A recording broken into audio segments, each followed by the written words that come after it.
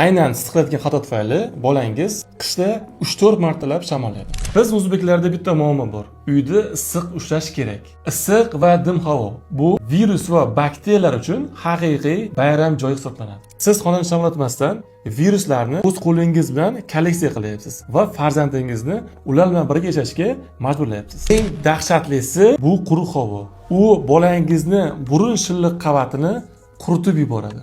Shilliq qavatni qurishi bu tabiiy qalqonni buzilishiga olib keladi. Endi viruslar hech qanday to'siqsiz bolangizni ichiga kirib boradi. Qimmat va befoyda dorilarga pul sarflashni to'xtating. Xona namligini 40-50% ushlang. Bu uchun bizga yordam beradi havo namlantirgich. Agar u bo'lmasa, atapinaga nam salfetkalarni qo'yib qo'yishing o'zi kifoya bo'ladi. Har 2 soatda derazani ochib, xonani shamollatish. Chaqaloqlarni burniga oddiygina fizrasvorni tovushiring.